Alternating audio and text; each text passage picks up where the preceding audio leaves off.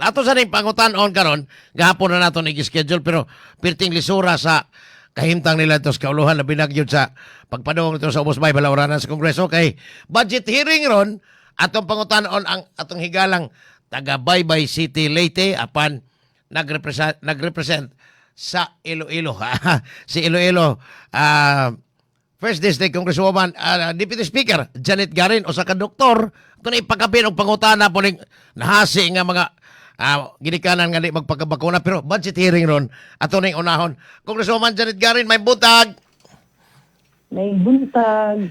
Padisturbo amin ni mo gamay mambe kay importante ni para sa kasayuran sa katawhan ang among magkuhang information diha nimo. Wala dyan problema. Kung si Okani imong kaistorya karong buntag o niya, ma'am, budget hearing ron, padayon na ang budget hearing ninyo napa sa committee level. Ako lang pangutana kabahin aning kasamok yun sa impeachment trial nga di ay pikas perting grabihang disinformation sa nagkalain-laing mga hutong di ay pro BBM di apoy DDS perting hasula ang social media aron mga panahon na. Ma'am, ang akong pangutana, ang Vice President o ang Department of Education kinahanglan bang mag-allocate mo diha og budget para sa intelligence and confidential funds? Kung imot tan-aon, pwede good unsa, no? Especially ang sa DepEd.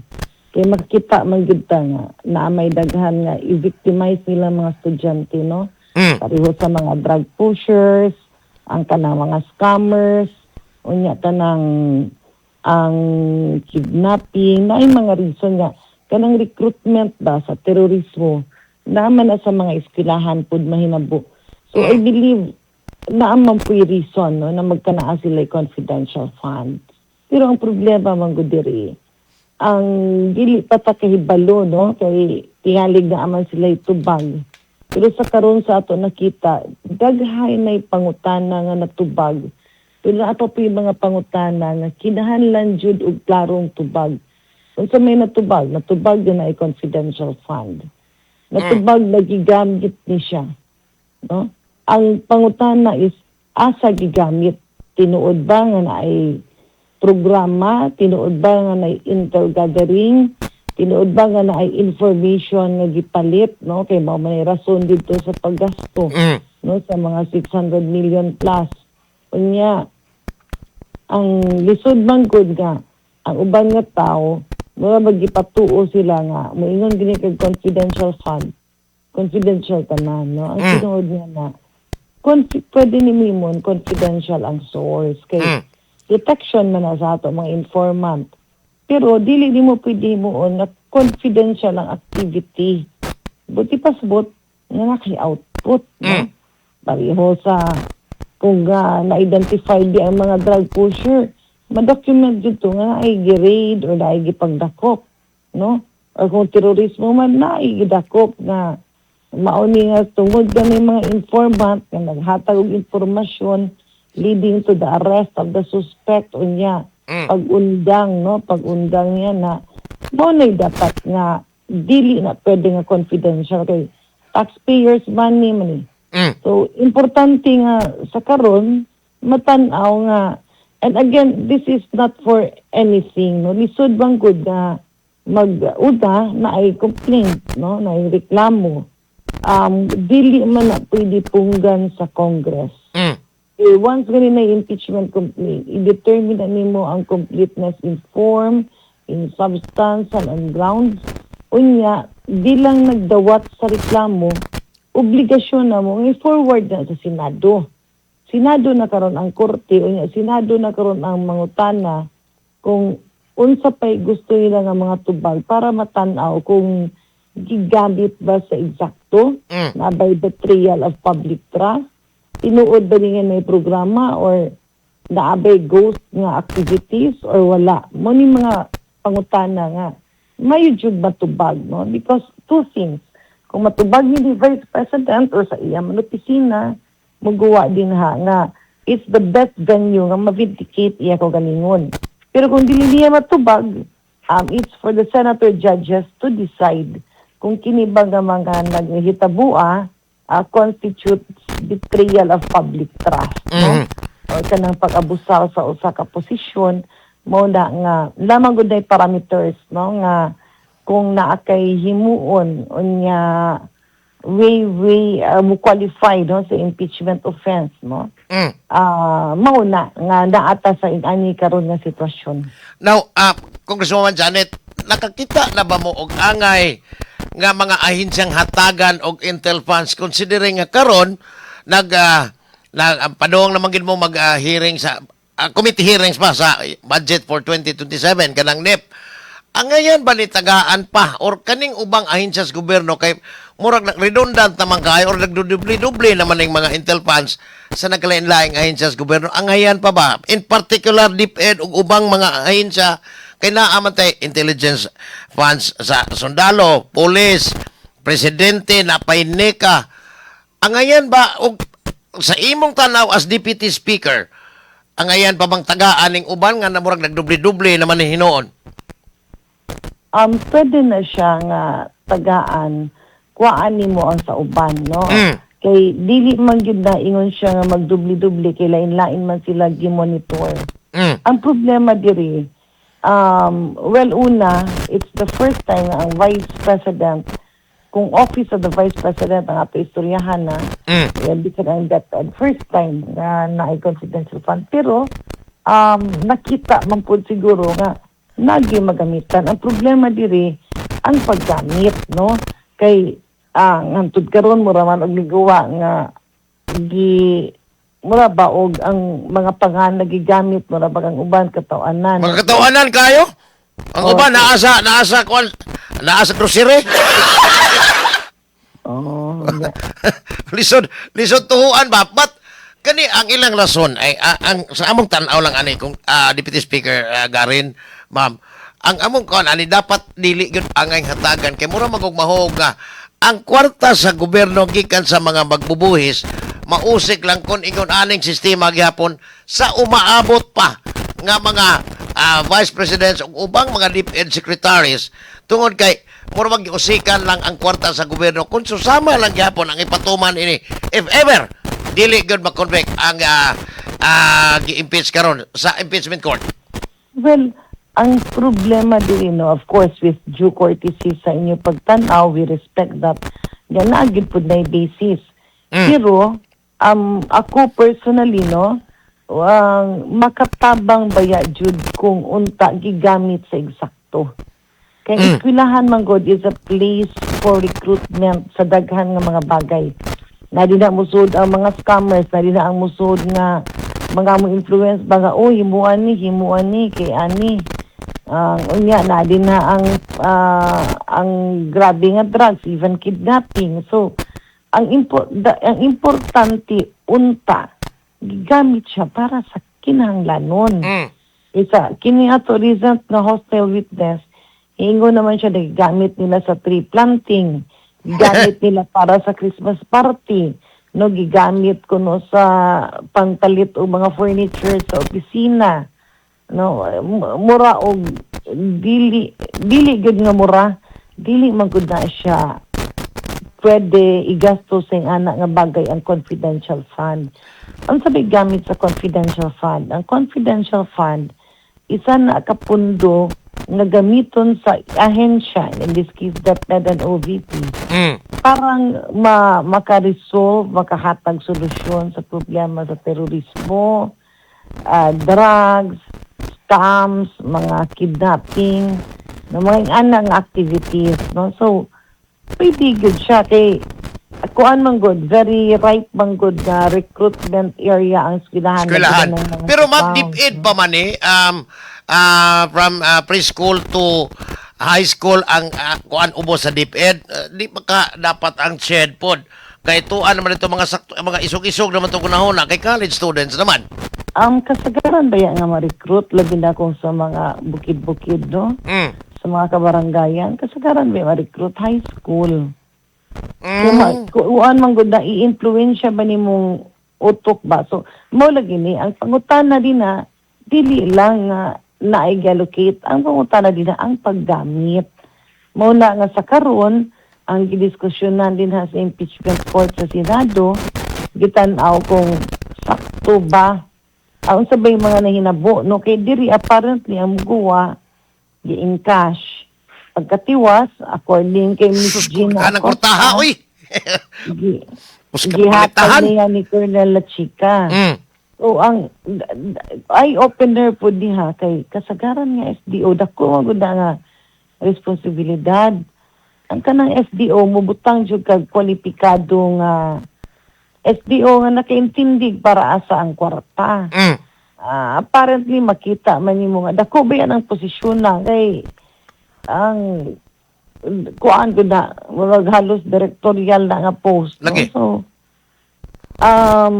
puro po dili ni sila career officials sa DepEd. Puro na sila murag nakasulod ni sila during kinira pong pagsulod ni Vice President sa opisina. The first Vice President nga by in the history nga na impeach. Now, kamo diha sa Ubos Bay Balaoran isip veterana nga mga magbabalaod Deputy Speaker Garin. Ma'am, duna na ba posibleng ni tumawron nga naghimo og balaod nun or even ikaw nagplano ba kang maghimog balaod nun paggamit sa husto niining confidential and intelligence funds sa mga ahensya nga hatagan ini? Dili naman na kinahanglan kay naa na may existing. Mo na ang Joint Circular number 15. 15, Mo na din ha nabutang unsay gamitan sa confidential funds. Una, i-arrest ni mo no ang mga kidnapping na mga gang, no, drug addiction, terorismo, no, kanang mga scam na daghi ilaro ni anang internet. Pwede na din ha sa confidential information sa intel gathering. So, na dyo'y guidelines, na dyo'y gisulat asa siya pwede gamiton, unsaon nimo paggamit. Ang question man gud karon nga gi-discuss is okay, number one, nakita nga naa, gigamit. Ikaduha, ingon sila nga kinahanglan og alias ng mga pangan, no, na nga gihimo nilang katawanan ang mga recipients, no, na mga fruit salad. Andilim. Tingit-ngita. Napapikuan nga kanang murag mga bastos ba kay Migi mangga. Lisod naman.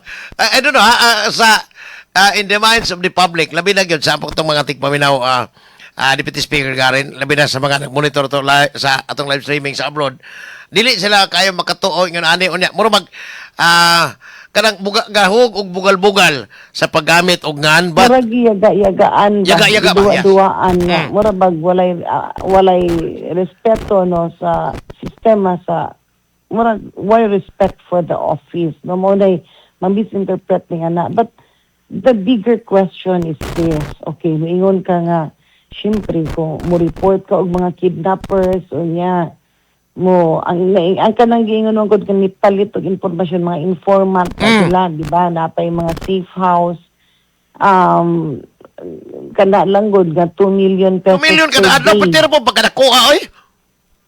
So mga pangutana nga kinahanglan patubagon, no, kay again pwede na confidential ang pangalan kay para dili mapasok ang informant, pero dili pwede nga dili ma-pinpoint asa jud gigamit, no? Kay ang gi-avoid magud nato nini kung nay ghost nga flood control, kalisod ba kung ang accomplishment ghost food.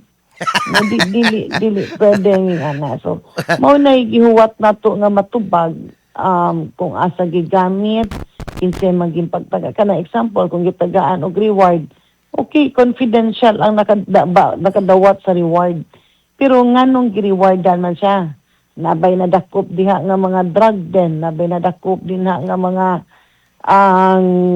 recruiter sa terorismo sa mga eskwelahan. Ano ba? Nabay na dakop din nga mga scammer na kanang mag-scam ba cellphone. Ngayon ba nga magpa-love scam mga anak. So, nay output, nay nahintay na hinabo, nay nahimo. Mo ni dili pwede himuon nga confidential kay taxpayers money man gud na. So again, Maita. This is all about the process, no, ang proseso, ang sistema. Deputy Nga Speaker. kung naakay kwarta, gamito nimo dapat naakay mapakita nga output. Murabag kung naakay naimog ibayra ng usa ka farmer o tagaan kag 20,000. Mananom ka din ha. Na ay ma-harvest after. O bisan pag way ma-harvest na jud kay makita ang tanom nga bisag dili ka makaila kinsay na nanom na kay makita nga nitubo pud ni taon ang mga tanom. Now, ma'am, within the specific fiscal year, bagyod, kinahanglang hutdon ang allocation nimo sa confidential and intelligence funds kay considering nga ini ka January na napoy laing ihatag kinahanglan ba yung usbon or mabalik ni sa gobyerno kon pananglitan dili mahuro to gusto. Well, kung moingon ta nga mo expire ang pundo, no? Pareho sa Tiny Pinoy, daghan man to nga mo expire ang pundo kung intel or confidential di man niya kay gamiton. Correct. Oh. Kung mo expire ang pundo, mo balik na sa National Treasury. I see. Pero wa man ay kaso, kay pwede man nimo ma-request og utro nga o sige, karilisan mi. Unless nga naman pa budget pagka next year, di man nimo magamit. Yes, tinan. So karon murag wa na kuwang ra man gani ito, di na wa na nabalik. Ma'am, di ako na ipakapin namin isip doktor o niya, di ama, di resibo, daghana na hadlok ba aning bakuna. Ay, nganong nahadlok ka? I don't know, ha, kay tungod sa social media postings daw, hadlok in town ang mga ginikanan nga magpabakuna aning giingong measles, rubella, supplemental immunization activity. Activities. Alang ni sa 5 kabuan, I think 5 kabuan, ngadto sa 59 kabuan, mo giingon din sa mga doctors nga mag-immunize. Dok, Deputy Speaker, paliho ko na ba pasabot? Taga-imig ideya para sa mga bata in town nga ginikanan nga mahadlok magpabakuna sa ilang mga bata. Tungod po na rin social media. No, grabe gid karon ang gitawag na namo infodemic. Mura na siya virus nga kanabang mga binakak sa social media. Lisod man gud ni magtuot-tuota, no, labi na kung dili eksakto kay ang kaluluoy pud ana ato mga anak kay inig masakit na sila. Ang bakuna man gud upat na ang iya purpose. Una, para dili ka matakdan. However, kung matakdan ka, ang second purpose niya na mild lang ang sakit, no? Ang ikatulo, dili ka mamatay niya ng balatian. No, kay kung bakunado ka, bisag nagmubo mo resistensya na takdan ka, ang possibility of dying Delikado from the kayo. illness, di layo ra kayo, dili matabo. Ikaupat, to stop the transmission. Kay kasagaran man gud ning mag-mutate, di ba, makabati tao ang virus na mutate na himo na grabe. Mo-mutate na sila sa mga lawas sa wala na bakunahi. Mo na yung situation. So, importante jud kay magpabakuna. But again, dili man gud na pug sanay at dili man ito mapugos sa mga ginikanan. Pero kalisod niya na nga magtuot-tuota unya na mahinabo nga masakit later on ang ato bata, ulihin na ang paghinuso. Wahin na yung tinuod. Or simply, maigo o grabe kaayong kanana ang sakit. Mas makasamot sa problema sa ginikanan kung karong mga panahon na mutuo ani mga fake news sa social media. Pero, Deputy Speaker, ma'am, doon na ba mo'y unsay labing awahi sa inyong mga balaodon dia regarding aning paggamit sa social media nga perting pagkatap sa mga fake news? Well, mo na usang gitanaw karon, no? Pero dapat medyo aggressive ang DCT. No, kanang pag-take down og mga Fake news. ang usa niya na karon naghihimo nga balaod isang accountability. No, kay pareho gani sa China daghay nagpa-vlogger kuan gyud sa ila presidente nga kung mag-vlog ka og health dapat doktor ka. Yes. Kung mag-vlog kag ekonomiya, dapat ekonomista ka. Mura bag, Nice. kung naatay i-vlog nga mga teaching, dapat teacher ka. Posibo sa imong profesyon dapat.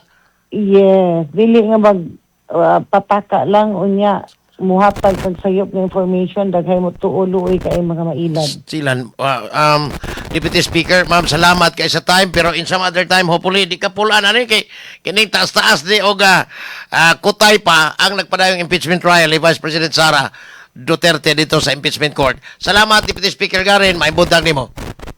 May good tag, God bless. Si House Deputy Speaker Janet Garin sa Iloilo, pero igsuon to sila ni Vice Governor Carlo Loreto sa Leyte. Kahit Baybay City, Leyte.